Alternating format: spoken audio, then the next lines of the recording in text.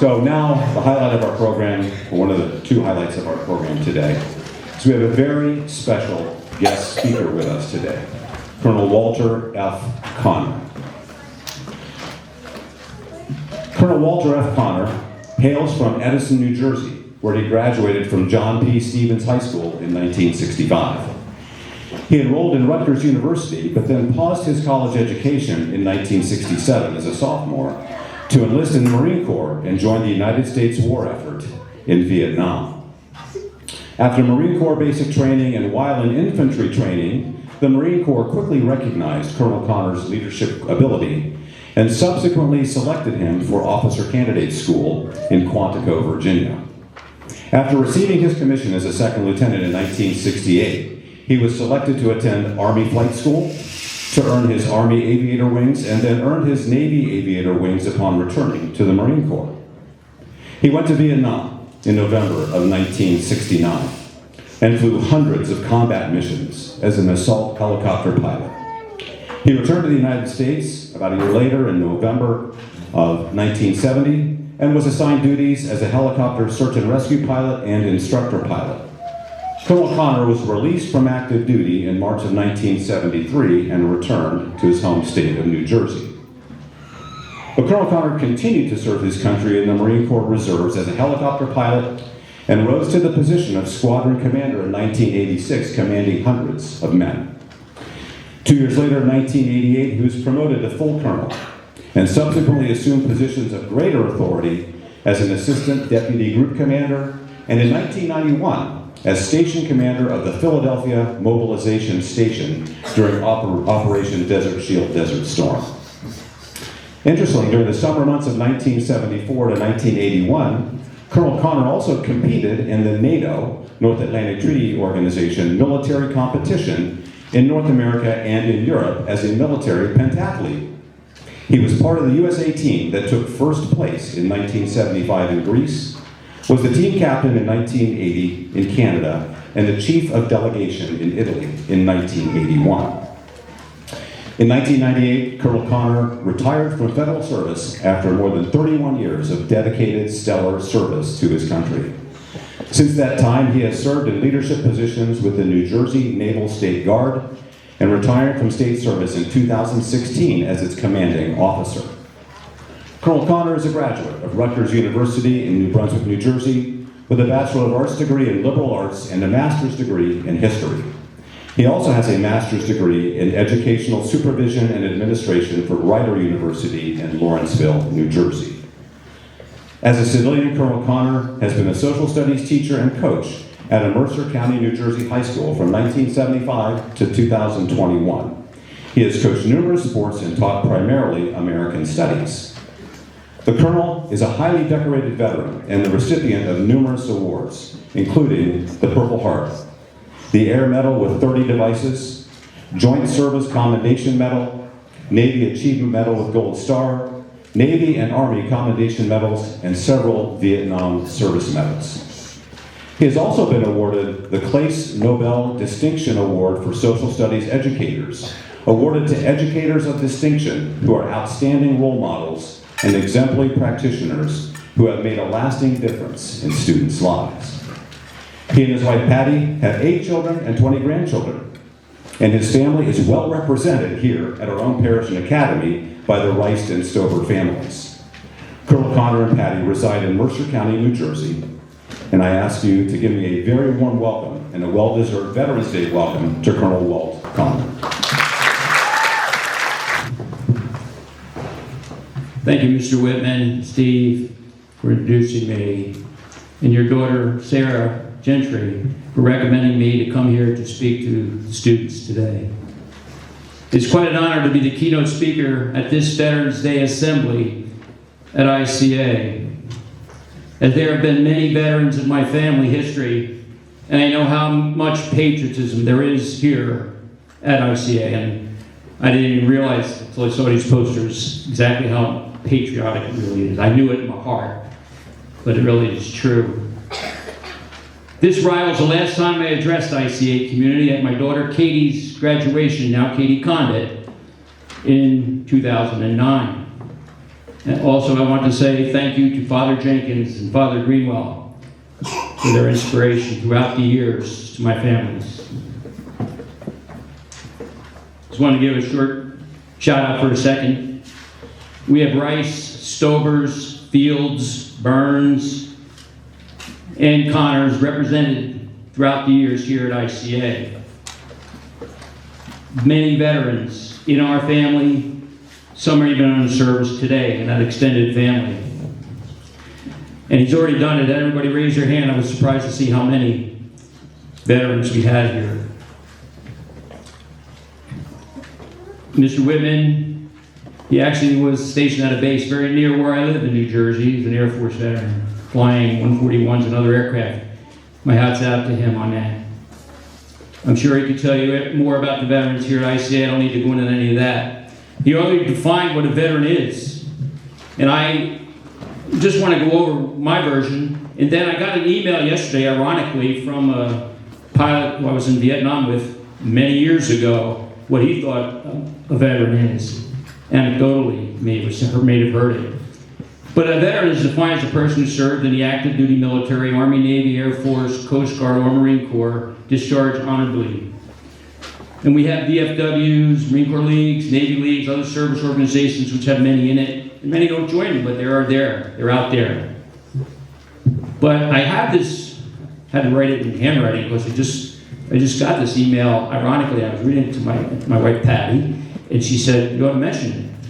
And this is what he said a veteran is.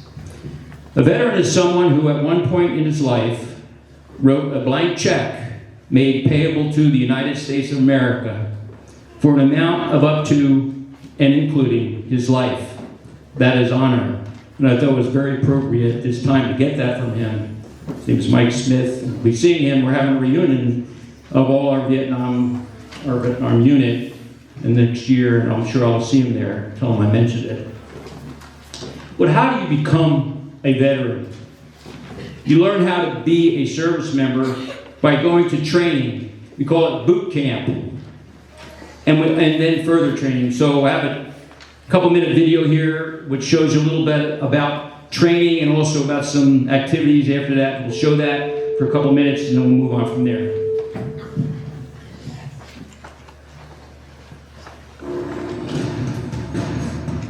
The Marines' motto, Semper Fidelis, always faithful, means once you're a Marine, you're a Marine all your life. All of us together are stronger than one individual.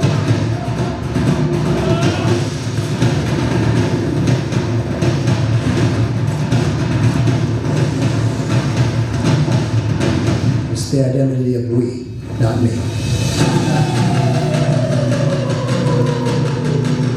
Marines understand that what they do is a brutal business, but they never lose their humanity. Then and now, they are the first to fight. From Bellawood to Iwo Jima and Afghanistan.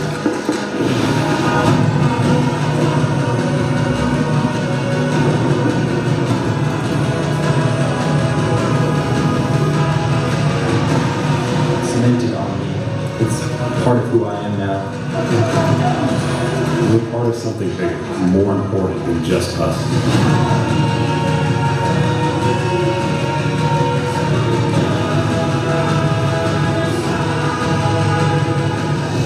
Gallery Freeman Films, the Marine Corps Heritage Foundation, and Boeing invite you to experience the proud legacy of the U.S. Marine Corps in a film made for the giant screen. We do not promise any individual who comes into the Marine Corps anything, except maybe if you're good enough, you can become a Marine. We the Marines, a film created for the Medal of Honor Theater at the National Museum of the Marine Corps. Okay, so that was very motivating, but every service has boot camps. We have a West Point graduate right here, and I know a lot about that. So you can extrapolate to all the services. You go to that training, then you're accepted as an airman, a sailor, or a Marine. And then you call yourself one, and then go from there. In that movie, you saw training scenes from boot camp and advanced training. Before I joined the Marine Corps, my Uncle Joe, I'll show you a picture of him later, a former Marine in World War II, said to me, "So Walt, you want to go to Vietnam and fight?" I said, "Yes, I do." He said, "Then join the Marine Corps. They'll train you well." He gave me 3 pieces of advice, and I used these about 2 months ago to a young man who was 18 years old, was going to boot camp. I said, "These are advice I got. Maybe you ought to listen. When you go to boot camp, keep your eyes straight ahead. Keep your mouth shut. And never, ever, ever laugh. And you may survive boot camp." And it got me through it. But anyhow, I'm going to go on from here and show you some relatives of mine. We have a history in our family of those who were veterans. And we're going to start off with my grandfather, my mother's father, Jack Spearing. You can throw that film up there, slide up there. This is Jack Spearing. Just came over from Europe, not a few years later, back over fighting in Europe. It was very typical of what was happening in World War I.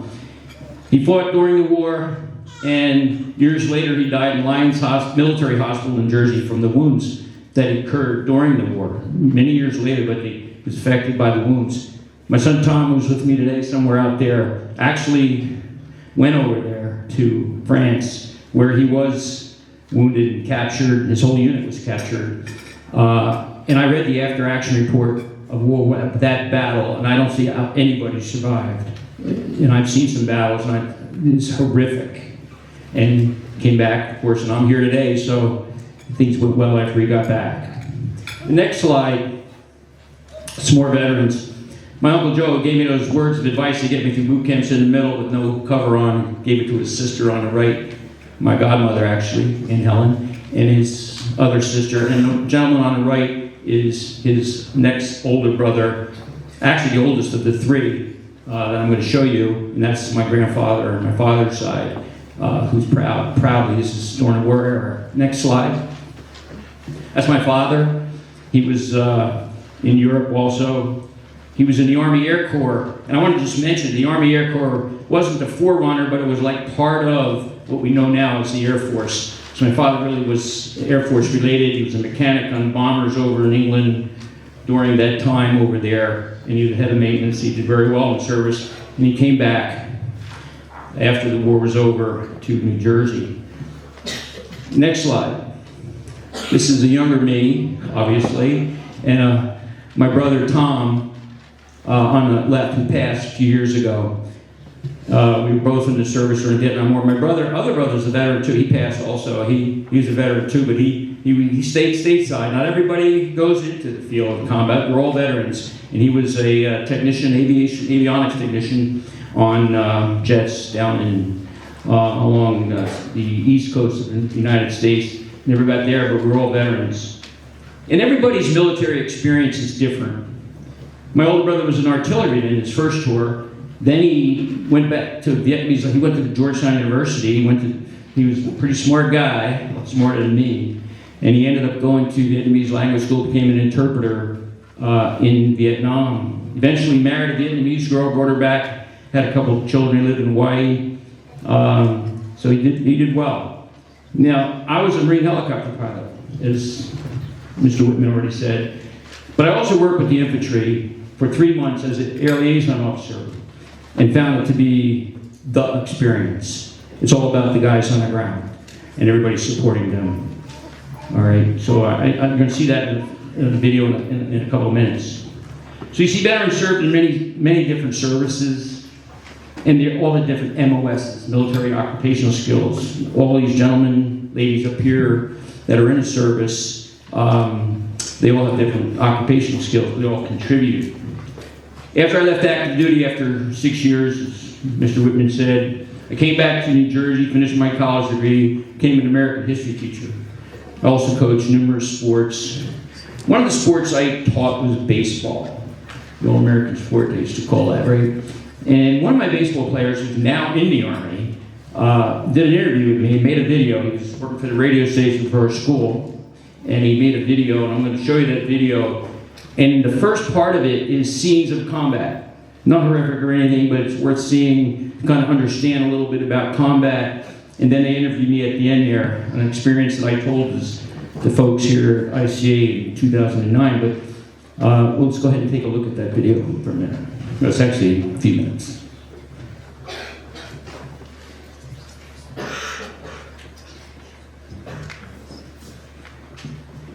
The Vietnam War, regardless of political views, was a conflict in which brave men sacrificed greatly for America. Their stories deserve to be shared as not to be lost in history.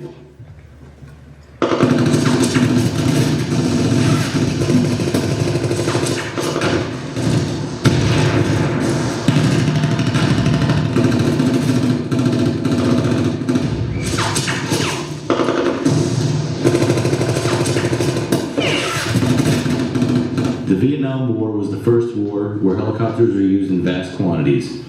They moved troops and supplies in and out of combat and supported the troops from the air. And at the very heart of this operation were the men of the helicopter crews. The pilots, co-pilots, and gunners all played key roles in making sure the grunts on the ground received the support they needed to effectively fight a hidden enemy. West Windsor Plainsboro High School South history teacher Walt Conner was one of those men. When I was in Vietnam, I was a lieutenant, first lieutenant. I'd been through helicopter training in the States, and when I arrived in Vietnam, I was assigned to a helicopter unit, which was a heavy helicopter unit, HMH 463. I was trained in the Seasky, the bigger helicopters, cargo helicopters, and I did that for about a month, and then there was an opening in the attack helicopter squadron. A friend of mine was in, and I was able to go from heavy helicopters to smaller, lighter attack helicopters, where I thought it would be more exciting, plus doing more activity, doing more work.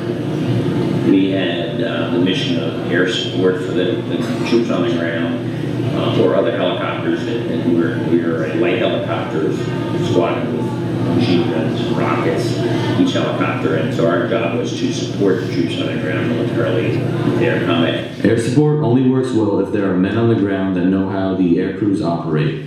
The infantry must have an accurate idea of what air crews can handle and what payloads they can deliver.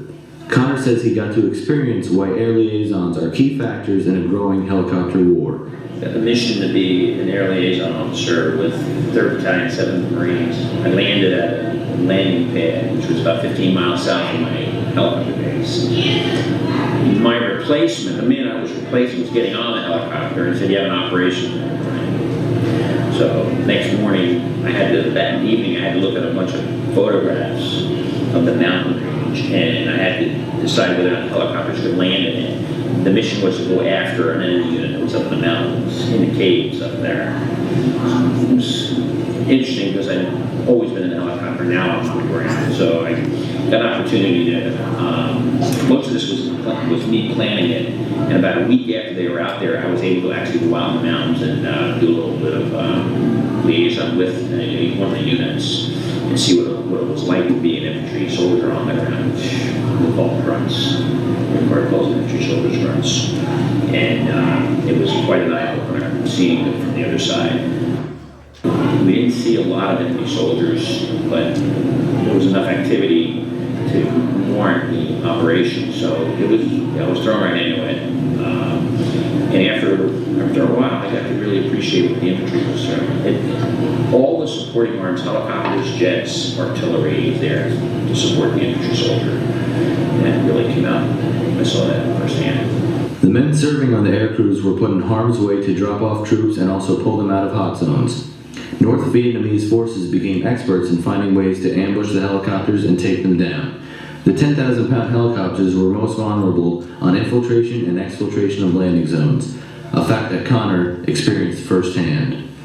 I got the opportunity to lead a flight of 4 helicopters on a mission in the mountains just south of Da Nang. We're called the Quai San Mountain Range, right about here. And a morning mission to pick up 4 Marine recon soldiers, Marines, grunts who have been out in the field. They're equivalent to the SEALs. Most people know what the SEALs are. They call them Marine recon, same individual, kind of individual. They're out in the field, they're doing some reconnaissance. They want to be brought in. So my job was to lead the mission Ironically, Conner was originally supposed to have off on the day of the mission, but his experience was needed, so he was called upon to take charge, with his commanding officer serving as wingman in another helicopter. My co-pilot was fairly inexperienced, new co-pilot, and there were 2 pickup helicopters, and we went out to Wayside Mountains, and I was shot down there. My helicopter was hit and rolled down the mountain. Luckily, I didn't explode. I'm still here, but the whole idea of a team effort where everybody comes together, when a helicopter goes down or a man goes down, everything is to get the people out of the field. So it was really good, kind of interesting example of that. We get shot down. My wingman, my co-pilot, my CO, his job was now to suppress enemy fire to keep us from getting picked up. There weren't any soldiers here, and he was able to do that until eventually we got picked up. And the 4 men we were going to pick up actually rescued us. They came to our rescue. They kept the enemy from picking us up and capturing us. And we were all able to be pulled out of the jungle. My co-pilot was not injured, but one of the gunners in the back was severely injured. He was sent back to the States with a ruptured spleen and a few other things. And we all got out of it. Okay. But it all came together. The whole concept of teamwork was a good example of it. And I do remember that very vividly. Yes. Okay. Colonel Walt Conner is now sharing his stories and experiences with young people in his roles as a West Windsor-Plainsboro High School South history teacher and junior varsity baseball coach. After serving a tour in Vietnam, he feels the most important lesson he learned was about teamwork. When a group of people work as one, it can be the determining factor in any event, whether you're taking fire under the jungle canopy of Vietnam or just trying to win a baseball game. This has been Tom Conner reporting for WWPH TV. Okay, that interview is done by Tom O'Connor, not the same last name, close, Irish kid. He went in the Army. I saw his dad in a Dunkin' Donuts about 1.5 years ago, and he's still in. Very dedicated kid, I'm sure, and he's a warrior. So it gives you a little sense of on the ground, in the air, artillery, a little bit of everything, and all services. Everything's joint service nowadays. Okay, many Americans have fought and died on battlefields here and abroad to defend our freedoms and way of life. Battlefields at Trenton, Princeton, Valley Forge, New Orleans, Bellawood, Iwo Jima, Chosin Reservoir, Vietnam, Iraq, Afghanistan are just a few of the places.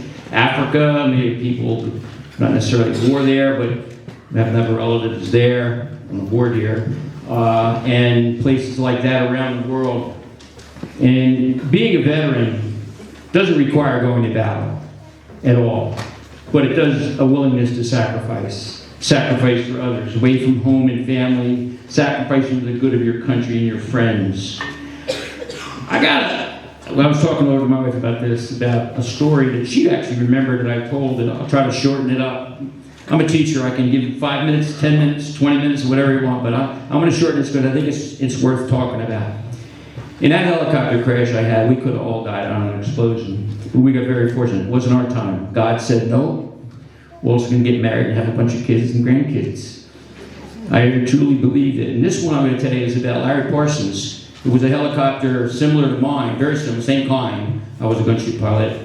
And that wasn't so fortunate. They weren't so fortunate. They were on a mission along the border, Vietnam border, and they were in certain people, reconnaissance people, whatnot, typical, SEAL type people.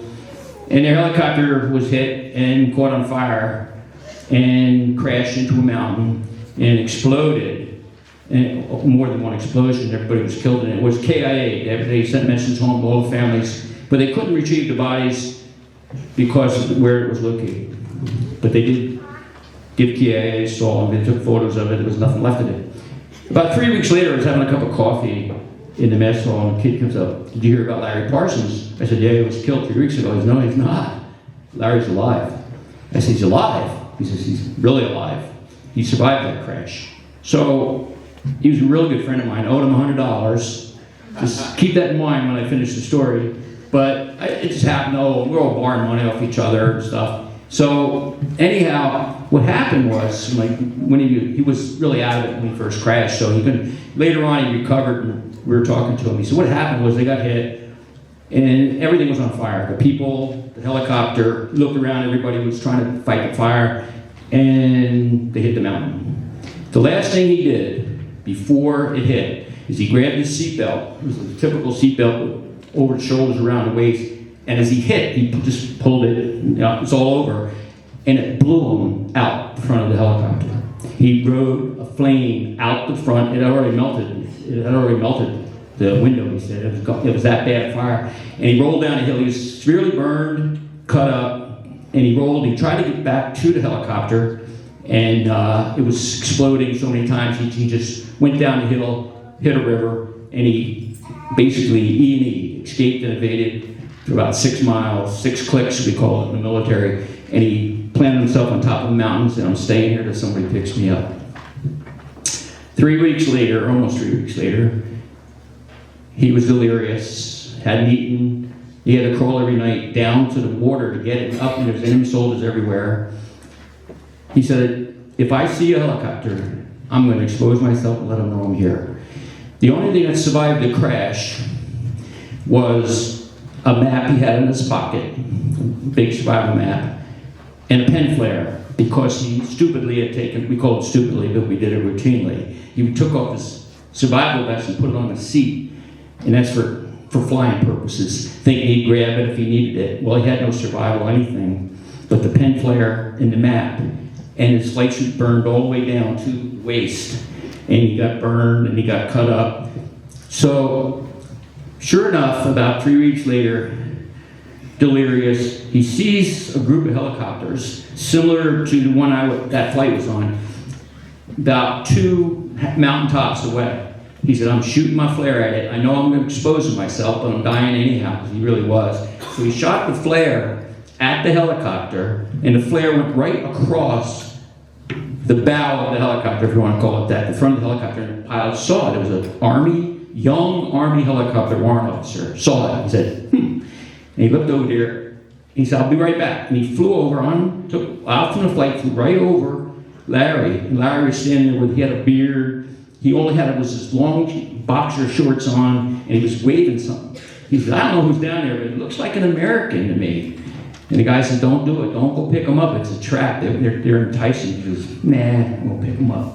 So he goes down, lands there, and now it's a shootout with the guys coming through the woods to get him out, because the bad guys were coming up the hill and everything. It was one of the, there's more to it, but I'm going to leave that as a good enough scene. But he runs to the helicopter, jumps in it, and they take him to Da Nang, north of the Da Nang, Quang Tri. He was under a heavy guard because nobody knew who he was, and he didn't know who he was. He was delirious.